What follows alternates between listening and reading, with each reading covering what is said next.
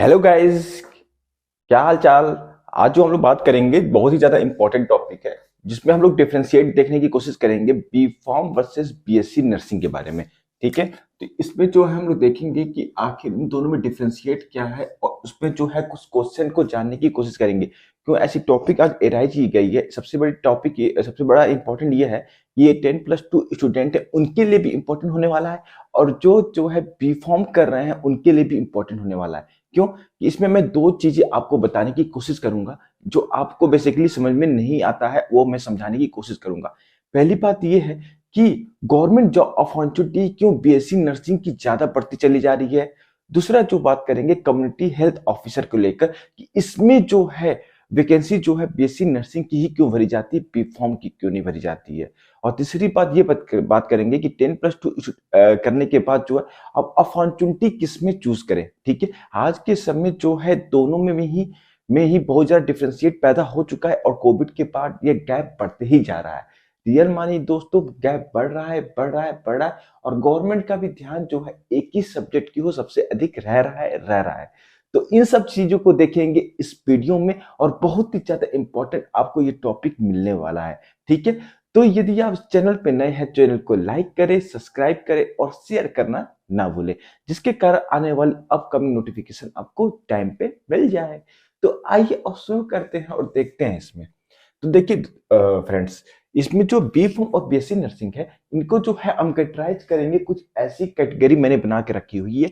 और मैंने कुछ दिनों से मैं इसी के ऊपर रिसर्च कर रहा था कि इंडिया में क्या इसकी वैल्यू है, इंडिया में कैसे इसको डिफ्रेंशिएट करते हैं। मैंने बहुत सारी जो है आर्टिकल्स देखी, वीडियोस देखी। ठीक है, काउंसिल की साइट तक को छान मारी। ठीक है, उसके बाद जो है मैंने गवर्नमेंट की सारी जॉब देखी। ठीक है, ये पूरी एनालिसिस करने के बाद ही दोस्तों मैं आपके सामने लेके आया हूं। ठीक है, और बहुत ही ज्यादा जो है ये बेनिफिट आपको देगा। इसमें जो है मैंने ministry, council, eligibility criteria, entrance examination, syllabus, ठीक है, मतलब कि सिलेबस मतलब कैसा है, ईयर है, सेमेस्टर है, ठीक है, स्किल, ठीक है, कि स्किल के लोग होते हैं, इसमें क्या प्रोफेशनल नाम जुड़ता है, ठीक है, यूनिवर्सिटी स्कोप क्या है, ठीक है, मतलब जॉब अपॉर्चुनिटी की बात कर रहा हूं मैं। जॉब इस की बात है, प्राइवेट सैलरी कितनी, मतलब प्राइवेट हॉस्पिटलों में सैलरी कितनी मिलती है, प्राइवेट जॉब कितनी है, किसको क्या मिलता है। ठीक है, फिर गवर्नमेंट जॉब क्या है, आफ्टर कोविड के बाद जो है स्कोप में क्या चेंजिंग आई, उसके बाद जो है गवर्नमेंट के द्वारा क्या किसको ध्यान दिया जा रहा है इस समय। फिर आता है बॉयज एंड गर्ल्स कौन सबसे अधिक चूज करते हैं, और गवर्नमेंट के द्वारा किस प्रकार जो है गवर्नमेंट जॉब में भी जो है वेराइटी लाई जाती है। उसके बाद जो होंगे इन्हें क्या कहा जाता है समाज में, और फिर सीएचओ के ऊपर हम बात करेंगे। तो ये सारी क्राइटेरिया है दोस्तों, तो ये एक वीडियो में कवर नहीं हो पाएगा, क्योंकि मेरे पास टाइम और आपके पास समय दोनों की ही कमियां रहती हैं। वीडियो लंबा होने की वजह से ना आप ठीक से देख पाते हो, और ना मैं ठीक से वो एफिशिएंसी के साथ बना पाता हूँ। ठीक है, तो हम क्या करेंगे, इस वीडियो को हम 3 पार्ट में कवर करेंगे। ठीक है, आप जल्दी जल्दी अपने टाइम को कंज्यूम ना करके आराम से जो है इसको जो है आप अपने टाइम ड्यूरेशन पे देख सकते हैं। पहले में हम बात करेंगे इनके आउटलाइन के बारे में। ठीक है, जिसमें हम सिलेबस को और सीएचओ दोनों को कवर नहीं करेंगे। दूसरे पार्ट में हम लोग सीएचओ को कवर करेंगे, और तीसरे पार्ट में हम लोग इनके सिलेबस को कवर करेंगे कि क्यों जो है सीएचओ में बीएससी नर्सिंग को लेते हैं, बी फॉर्म के सिलेबस से क्या डिफरेंशिएट है, और क्या नया सिलेबस में बदलाव किया गया है। हाँ दोस्तों, 2023 में इनके सिलेबस में बदलाव किया गया है, और बीएससी नर्सिंग जो ईयरली होता था वो सेमेस्टर कर दिया गया है। फिर तीसरा हम लोग बात करेंगे कि बीएमएस, ठीक है, बीएमएस को क्यों लिया जाता है सीएचओ में, आखिर ये सब एलोपैथिक का है पर बी फॉर्म को क्यों काट दिया जाता है। तो इन सब चीजों को बात करेंगे कि एनएचएम जो है आपकी क्या कहती है, उसने क्या कहा है, ऑफिशियल स्टेटमेंट क्या है फार्मासिस्ट को लेकर। ये सारी बातें जो हम इन 3 पार्ट में कवर करेंगे। तो देखिए, पहला पार्ट जो आती है दोस्तों, ये बहुत ज्यादा इंपॉर्टेंट है। इसमें बोर मत हो जाएगा कि बोर हो जा रहे हैं, नहीं, बोर नहीं होने की जरूरत है। इसमें जो है हम आपको कुछ बेसिकली चीज बताएंगे, और जो कि बहुत ज्यादा इंपॉर्टेंट होने वाला है। पहली बात कर ले तो मिनिस्ट्री की बात कर रहे हैं कि ये दोनों किस मिनिस्ट्री के अंदर में आते हैं। ठीक है, तो मिनिस्ट्री बहुत ज्यादा इंपॉर्टेंट होता है। मैंने भी बहुत सारी ऐसी वीडियो है जिसके ऊपर मैंने मिनिस्ट्री के ऊपर वीडियो बनाई है। ठीक है, तो मैं पहले ही बोल दे रहा हूं कि डिफरेंट डिफरेंट टाइप की गवर्नमेंट की मिनिस्ट्रियां होती हैं, जैसे ministry of commerce, ministry of finance, ठीक है, फाइनेंस जो है, ministry of education, ministry of home affairs, ministry of defence, और से ministry of health and family welfare. ठीक है, एक मिनिस्ट्री होती है मिनिस्ट्री ऑफ हेल्थ, ठीक है, एंड फैमिली वेलफेयर। ये जो होती है, मैं मोटा मोटा कहूं तो एलोपैथिक साइंस की मिनिस्ट्री है। किसकी मिनिस्ट्री है? एलोपैथिक, मॉडर्न मेडिसिन की। ठीक है, मॉडर्न मेडिसिन की यह पैथी है, जिसके अंदर जो है आपके डिफरेंट डिफरेंट काउंसिल्स को ये कंट्रोल करती है, जिसमें कि आपकी मेडिकल के लिए NMC, national medical commission, NMC, ठीक है, फिर जो है डेंटल के लिए डेंटल काउंसिल ऑफ इंडिया, फिर फार्मेसी के लिए PCI, pharmacy council of India, वैसे नर्सिंग के लिए आता है इंडियन नर्सिंग काउंसिल। तो ये जो है ministry of health and family welfare, ठीक है, तो ये ministry of health and family welfare के अंदर भी आती है। ये भी जो है ministry of health and family welfare के अंदर आती है। फिर काउंसिल की बात कर ले तो ये जो होती है पीसीआई के द्वारा कंट्रोल होती है बी फार्म कोर्स, और ये जो होती है आपकी इंडियन नर्सिंग काउंसिल के द्वारा कंट्रोल की जाती है। तो ये हो गई इसकी मिनिस्ट्री और काउंसिल, मतलब कि दोनों की मिनिस्ट्री सेम है पर काउंसिल जो है दोनों की डिफरेंट है।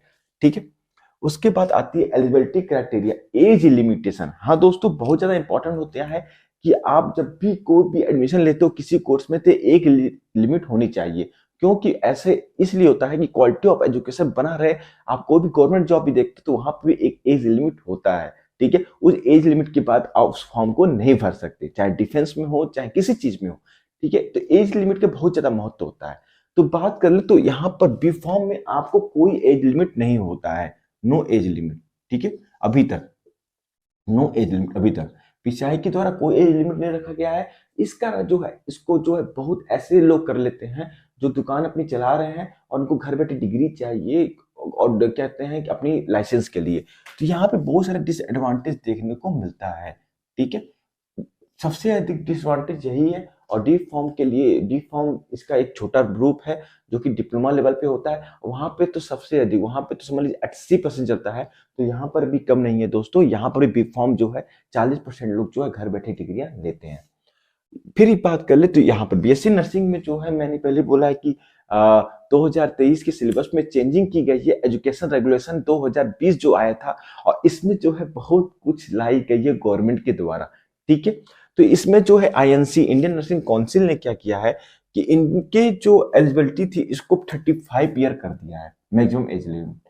ठीक है दोस्तों, आपके स्क्रीन पे ये शो कर रहा होगा, मैं आपको दिखा रहा हूँ, ये स्क्रीन पे दिखा रहा है कि 35 ईयर जो है मैक्सिमम एज लिमिट है। इसके ऊपर कोई यदि कोई जाता है तो वह प्रैक्टिशनर नर्स नहीं बन सकता, प्रैक्टिस जो नहीं कर सकता, वो सारी जो जॉब रिक्वायरमेंट होती है, जॉब आती है, उस सब चीजों के लिए भर नहीं सकता। इस कारण ये बहुत बड़ी बात बन जाती है।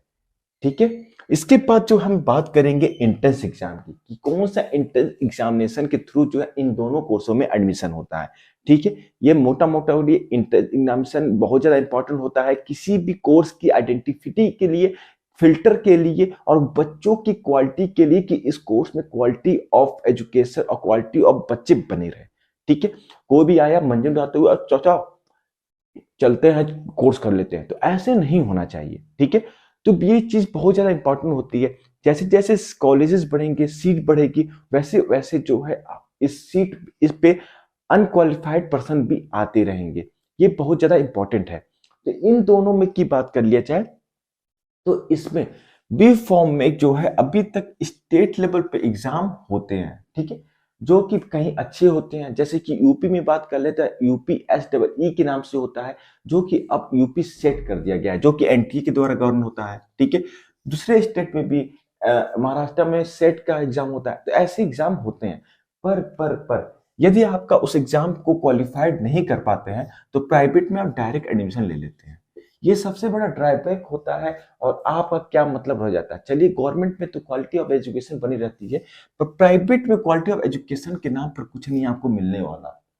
तो ये चीज सबसे बड़ा ड्रॉबैक है। यदि आप नीट की बात कर ले तो नीट में यदि आप एक मिनिमम नंबर पाते हो 720 से मान लो 137 पाते हो, तो 137 वाला ही बच्चा एडमिशन ले सकता है। उसके नीचे यदि कोई बच्चा पाया है तो वो एडमिशन नहीं ले सकता है। तो ये चीज जो है इस फील्ड में नहीं है। आप जो है यदि क्वालिफाइड नहीं कर पाए गवर्नमेंट एग्जाम, तो आप प्राइवेट के थ्रू पा सकते हो और नेशनल लेवल पे कोई एग्जाम अवेलेबल नहीं है। बात करें नर्सिंग की, तो नर्सिंग में भी बोला गया था कि आपका नीट के थ्रू एडमिशन लेंगे और जो है नीट के थ्रू ही आपका एडमिशन लिया जाएगा। पर क्या था कि कुछ एडमिशन तो हुए और विवादों में भी ये चला गया, क्योंकि जो प्राइवेट कॉलेज थे वहां पे तो सीट भरी नहीं पाएगी, क्योंकि वहां पर पहले ही एमबीबीएस, बीएमएस, बीएचएमएस, बीयूएमएस, ठीक है, बीडीएस जैसे सीट अवेलेबल है, तो बच्चे प्रायोरिटी उसको देते हैं, फिर इस सीट को तो छोड़ देंगे। तो सीटें खाली जा रही थी और प्राइवेट कॉलेज वाले पहुंच गए सुप्रीम कोर्ट में, ठीक है। तो वहां पर भी विवाद रहा बहुत ज्यादा। अब जो 2023 का सिलेबस आया है, इसमें क्या कहते हैं कि बात कर ले कि इसमें जो है आपका जो सिलेबस रहने वाला है वो aptitude, English, general science, general ability और जीके, जिसमें जनरल साइंस जो है 50 नंबर का होने वाला है, टोटल 100 नंबर के पेपर होने वाले हैं। और दूसरी बात कर ले दोस्तों, इन दोनों में एक और डिफरेंस है, तो इसमें जो है आज के समय यदि आप 10+2 में यदि आप कॉमर्स से थे, आर्ट्स से थे, साइंस से थे, ठीक है, तो आप बीएससी नर्सिंग करने के लिए एलिजिबल हैं। 2023 आपके स्क्रीन पे शो कर रहा होगा, ये जो रहा नर्सिंग का जो नोटिफिकेशन जो था ये आया था। ये चीज मैं आपको बता दूं, आपको क्लियर कर दूं, तो आपकी स्क्रीन पे ये शो कर रहा होगा। और यहाँ पर जो था कि ये आपके एलिजिबिलिटी क्राइटेरिया को फिल पहले क्या था कि बायो वाले ही बच्चे जो थे बीएससी नर्सिंग कर पाते थे, पर जीएनएम एएनएम के लिए ये नहीं था। पर अब ये बीएससी नर्सिंग के लिए बीच आईएनसी ने इसको बना दिया है, ठीक है। अभी प्रॉफिट की बात है कि नेगेटिव बात है, ये आप हमें कमेंट बॉक्स में बताइए। तो ये चीज आपको यहाँ देखने को मिल जाता है, ठीक है। पर यहाँ पर जो है अभी ऐसा नहीं है। बी फार्म में यदि आप बायो से हैं या आप मैथ से रहे हैं, मतलब साइंस स्ट्रीम के रहे हैं, तभी आप बी फार्म करने के लिए एलिजिबल होंगे। यदि आप कॉमर्स और आर्ट के हैं तो वो आप एलिजिबिलिटी नहीं होंगे। तो ये चीज दोनों में डिफ्रेंशिएट अब हो गई है 2023 में, ठीक है। फिर नेक्स्ट बात करेंगे तो सिलेबस के बारे में। तो सिलेबस के लिए मुझे अलग से वीडियो एक लाना पड़ेगा जो पार्ट 3 में होगा। क्यों? क्योंकि सीएचओ से रिलेटेड सिलेबस है, ठीक है। तो हम वहां पे बात नहीं करेंगे, यहां मैं बात कर लूं तो ये जो है बी फॉर्म जो है अब सेमेस्टर सिस्टम होता है, जिसके अंदर 4 ईयर का समय लगता है और 8 सेमेस्टर होता है। सेम टू सेम पहले यहाँ पे भी ईयर होता था, अब 2023 के सिलेबस में जो है यहाँ पे भी आपको सेमेस्टर देखने को मिल जाएगा, जिसमें 8 सेमेस्टर होंगे और 4 ईयर का होने वाला है, ठीक है दोस्तों। उसके बाद जो बात कर ले गाइस स्किल की, तो स्किल बहुत ज्यादा इंपॉर्टेंट होता है। तो बी फॉर्म कोर्स में यदि आप करना चाहते हो या इनमें, तो इनमें जो होता है ना, बहुत ही ज्यादा आपको साइंटिफिक स्किल की जरूरत पड़ती है, ठीक है। Problem solving in the sense कि आपको रिसर्च, ठीक है, थीसिस, ठीक है, ड्रग की रिसर्च, बहुत बड़ी चीजें जो आपको देखने को मिल जाती है, जो कि एक यहाँ के जो स्टूडेंट होने चाहिए वो प्रॉब्लम सॉल्विंग के होने चाहिए, जिनके पास जो है प्रॉब्लम सॉल्विंग का एक रोल हो, स्किल हो, ठीक है। फिर डिस्पेंसिंग का एक स्किल हो, कैसे जो है बिजनेस करना चाहिए, ठीक है, ये सारी स्किल आपके अंदर होनी चाहिए। पर नर्सिंग में ऐसा नहीं है। नर्सिंग में जो है आपको पेशेंट केयर से रिलेटेड काम करने की जरूरत है, ठीक है। आपके पास जो है ह्यूमैनिटी, एथिक्स, ये सारी चीजें इस फील्ड में मांगता है। आपके अंदर दया, करुणा, ये सारी चीजें जो है पेशेंट को लेकर बीएससी नर्सिंग कोर्स में होनी चाहिए, ठीक है। मैंने पहले ही बोला कि इसमें skill in the sense problem solving की नहीं होनी चाहिए, कोई दिक्कत नहीं है। इसी कारण इनका जो है कोई भी जैसे कि बीए, बीएससी इस सब में इंटर करवा दिया जाता है, मतलब कि कोई यदि आर्ट से है, कॉमर्स से है, तो इसमें इंटर आराम से कर जाता है। फिर जो है दूसरी बात दोस्तों बात कर ले तो इसमें स्किल की बात कर ले तो ये एक साइंस नहीं है, जैसे कि एक फार्मास्यूटिकल एक साइंस है, ठीक है, जिसमें मेडिसिन का बनाना, टेक्नोलॉजी का बहुत ज्यादा यूज होता है। इसमें ऐसा कोई चीज नहीं है, इसमें आपको एथिक्स से लेकर पेशेंट सेफ्टी तक ये सब बातें की जाती हैं। इसी कारण जो है इस फील्ड में जो है सबसे अधिक गर्ल्स आती हैं, ठीक है, गर्ल्स इस फील्ड में, नर्सिंग में, बीएससी नर्सिंग में। बॉयज अब आना बहुत ज्यादा स्टार्ट हो गए हैं क्योंकि गवर्नमेंट जॉब को लेकर, ठीक है।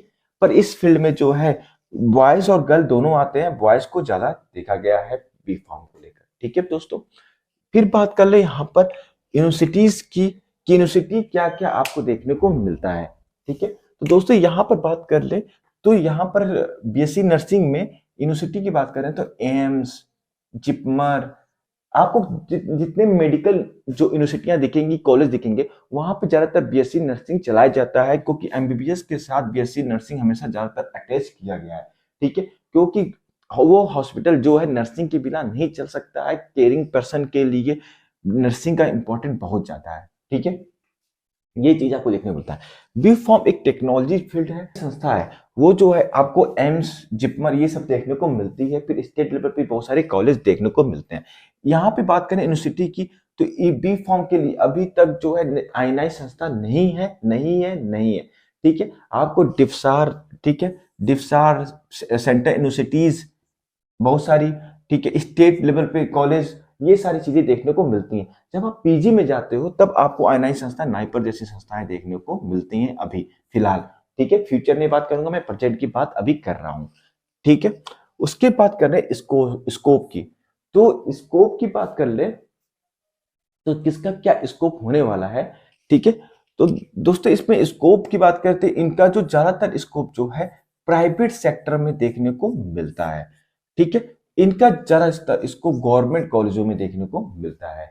इनकी गवर्नमेंट जॉब बहुत ज्यादा लगती है, इनकी कम लगती है। इस कारण जो है बच्चों का रुझान अब बीएससी नर्सिंग को ज्यादा जाने लगा है गवर्नमेंट जॉब को लेकर।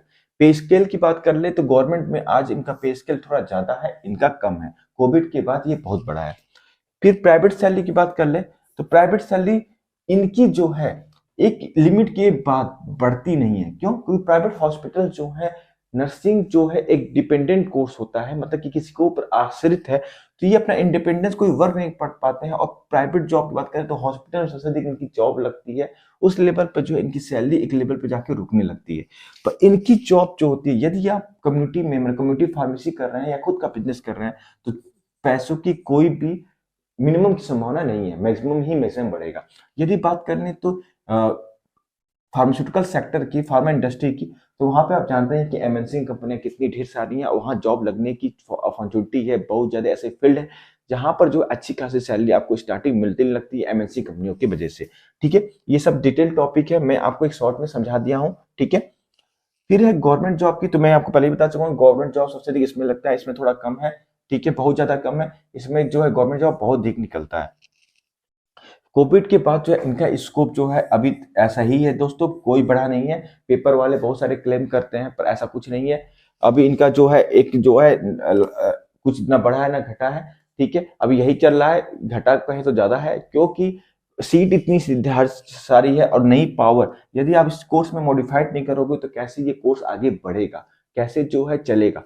पर इस कोर्स में जो है इसका स्कोप बहुत ज्यादा बढ़ा है दोस्तों कोविड के बाद, और गवर्नमेंट बहुत ज्यादा ध्यान देना शुरू की है। उसके बाद करें तो गवर्नमेंट का जो मैंने बता दिया जॉब, फिर है बॉयज आजकल बता दिया। इन्हें जो है आप रजिस्टर्ड फार्मासिस्ट कहते हो, ठीक है, और इन्हें आप रजिस्टर्ड नर्स कहते हैं, ठीक है। अब बात करें सीएचओ की, तो ये सारी चीज टॉपिक जो है मैं नेक्स्ट वीडियो में लाऊंगा आपके लिए। आज के लिए दोस्तों इतना ही, जो कि मैं आपको डिफ्रेंशिएट कर पाया हूं, और बहुत ही मेरी कोशिश रही है कि आपको एक ऐसे डिफ्रेंशिएट चार्ट करके बता पाऊं। राइटिंग में मत जाएगा, राइटिंग थोड़ी गंदी है, ठीक है, कि बहुत लोगों सर राइटिंग तो बहुत गंदी है, तो राइटिंग गंदी नहीं है, राइटिंग ऐसे ही है, ठीक है। अब मिलेंगे नेक्स्ट वीडियो में, ठीक है दोस्तों। यदि आप चैनल पे नए हैं तो चैनल को, आपको वीडियो अच्छा लगा हो तो वीडियो को लाइक, सब्सक्राइब और शेयर जरूर करिएगा। फिर मिलेंगे नए वीडियो के साथ, आज के लिए इतना ही, थैंक यू।